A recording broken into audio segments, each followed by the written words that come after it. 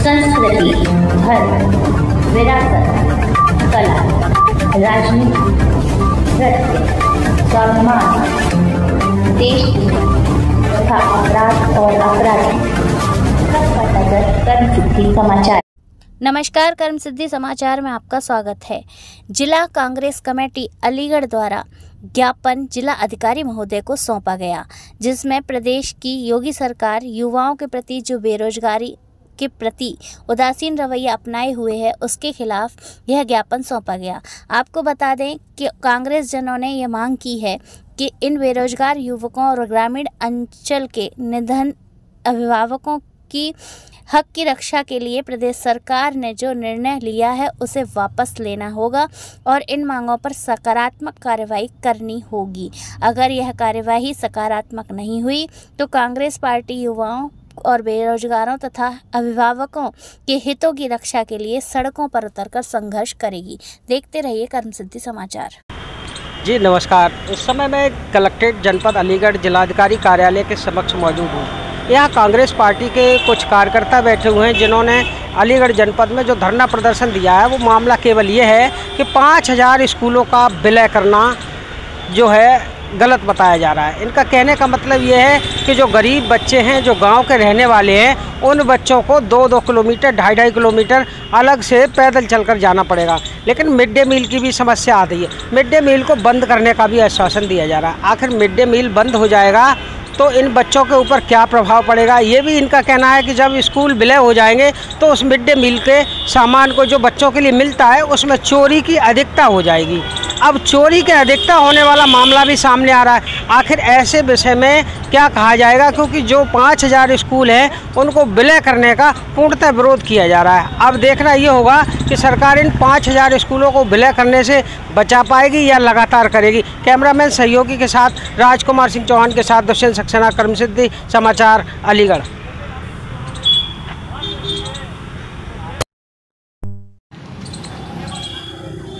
सबसे पहले आप अपना परिचय बताएं। मैं लेखराज सिंह, जिला प्रवक्ता, जिला कांग्रेस कमेटी का नवनियुक्त प्रवक्ता हूं। और मेरा ये कहना है कि आज जो ज्ञापन हम कांग्रेस जन दे रहे हैं तो वो इस संदर्भ में कि जो उत्तर प्रदेश सरकार है, जो सरकारी स्कूल हैं, प्राथमिक व उच्च प्राथमिक स्कूल जो हैं, उसमें जो 5000 स्कूलों को मर्ज करने के लिए किसी दूर ज़्यादा 2-4 किलोमीटर की रेंज में उनको शिफ्ट कर रही है। जहाँ जो गरीब बच्चे पढ़ते हैं, गरीब बच्चे कौन होते हैं, जैसे कि रिक्शा वाले होते हैं, मजदूर होते हैं, झाड़ी रोज़ कमाते हैं, सब्जी बेचने वाले होते हैं, इन लोगों के बच्चे ही पढ़ते हैं। बाकी जो बच्चे पढ़ते हैं वो पैसे वाले बच्चों के पढ़ते हैं जो प्राइवेट स्कूलों में पढ़ते हैं। प्राइवेट स्कूलों के हाल है कि प्राइवेट स्कूलों में फ़ीस की मनमानी हो रही है। फ़ीस की मनमानी ऐसी हो रही है कि प्रशासन जो है, जिला स्तर का प्रशासन और प्रदेश प्रशासन जो है वो उस पर अंकुश नहीं लगा पा रहा है। क्यों कि उन्हें हर इलेक्शन में फंड मिलता रहता है, इसलिए वो उनके खिलाफ। इसलिए सरकार का ये मानना है, सरकार ये करना चाह रही है कि गरीब बच्चों को जो स्कूल नियरेस्ट स्कूल हैं उनको वहाँ से स्थापित करते हुए उनको परेशानी खड़ी करना चाह रही है, जिससे कि वो जगह जो सरकारी स्कूलों की जगह होगी वो सरकार उन्हें किसी अन्य व्यापारियों को या उन्हें किराए उनको बेच सके, जिससे वो उसका दुरुपयोग कर सकें और गरीब बच्चों को पढ़ने से वंचित रख सकें। सरकार का ये भी एक उद्देश्य रहता है कि बेटी पढ़ाओ बेटी बचाओ।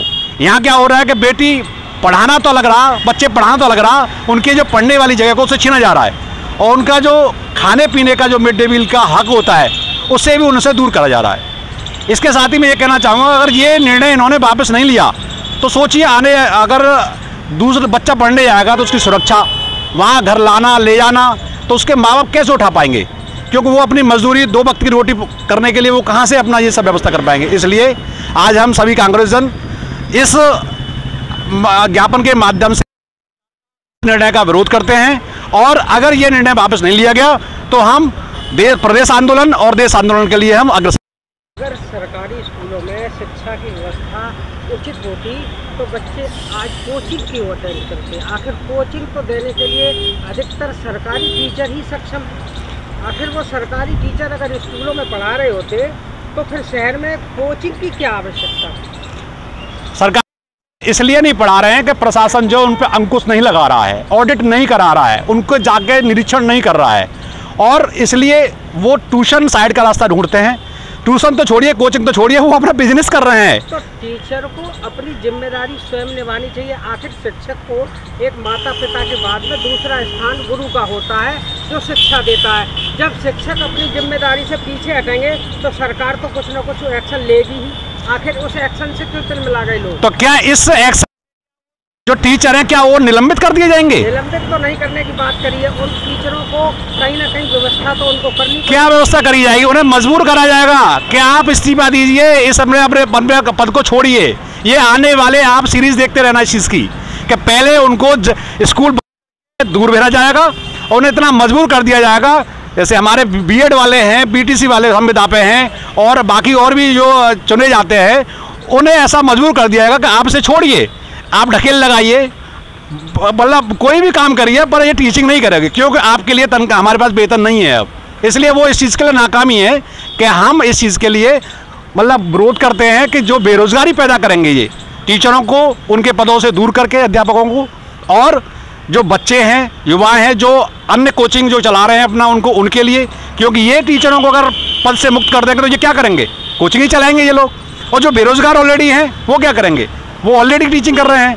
पर इनका उद्देश्य ये नहीं है, इनका उद्देश्य, आगामी उद्देश्य ये है कि सरकारी जगह, जो स्कूलों की जगह को खाली करा के वहाँ अपनी मनमानी काम करना और धीरे धीरे जो बेरोजगारी और बढ़ाना, और जो मिड डे मील की व्यवस्था बना रखी है उससे का जो पैसा आता है, जो ठेके दिए जाते हैं, जो कहते हैं कि राशन देना, मिड डे मील, इससे जाएगा पूरी तरह से, क्योंकि सरकार पूरी तरह से गरीबों का, मध्यम वर्गों का पूरी तरह से उत्पीड़न करने के लिए तैयार बैठी है। मिड डे मील से वंचित कर दिया जाएगा। अब आपका ये सवाल है कि मिड डे मील से वंचित कर दिया जाएगा। मिड डे मील जो लोग ले जाते हैं वो रास्ते में उसको बेच भी लेते हैं, उस कंडीशन को आप क्या कहेंगे? नहीं, ऐसा कोई नहीं, बच्चे नहीं बेचते हैं, बच्चे तो जो ले करके जाता है। हाँ, वही प्रशासन को, वही तो मैं कहना चाह रहा हूँ, जो बेच के जाते हैं। अब और ज़्यादा होगा ये काम, क्योंकि जो 4 स्कूलों में जो मिड डे मील का जो ग्राम पंचायतों में, न्याय पंचायतों में, बेसिक स्कूलों में जाता था ना, वो अब एक ही में जाएगा, जहाँ पे घोटाला और ज़्यादा तैयार हो जाएगा। मतलब कुल मिलाकर के आपके कहने का मतलब ये है कि जितने स्कूलों को विलय किया जाएगा उतने स्कूलों की जो मिड डे मील, हाँ, खाद्य सामग्री बचेगी वो घपले होगा, उस पर पूरी बेच दी जाएगी ब्लैक में। अब आते हैं किताबों के विषय पर, स्कूली शिक्षा के विषय पर। प्राइवेट स्कूल जो चल रहे हैं, कुछ स्कूल जो है अभिभावक के एडमिशन जब करते हैं तो वो कहते हैं स्कूल की ड्रेस हमारी होगी, किताबें हमारी होंगी।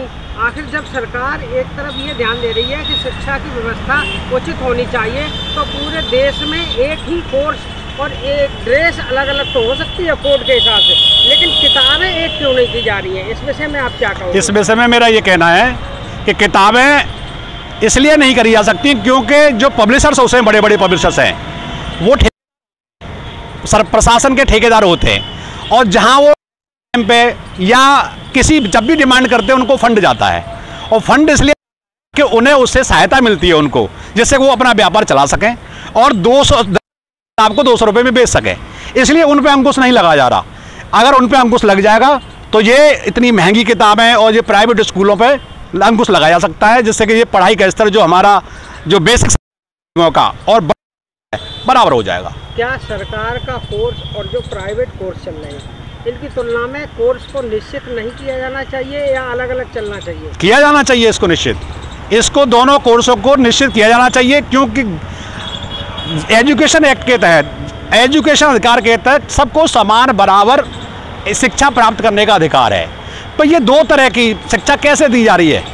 वही एक गांव में पढ़ने वाला बच्चा IAS PCS करके बनता है, और वही एक सरकारी स्कूल में पढ़ने वाला वही भी IAS PCS बनता है। तो ये 2 माध्यम से शिक्षा को क्यों प्राप्त किया जा रहा है? प्राइवेट लाखों रुपए ले करके 2-2 साल, एक साल में 2-2-3 लाख रुपए लेते हैं, और सरकारी जो बेचारा एक जो नहीं कमा पा रहा है, अपना पढ़ा रहा है, उसके आश्रय है, सरकारी स्कूल का आश्रय है, उसे भी उससे वंचित कर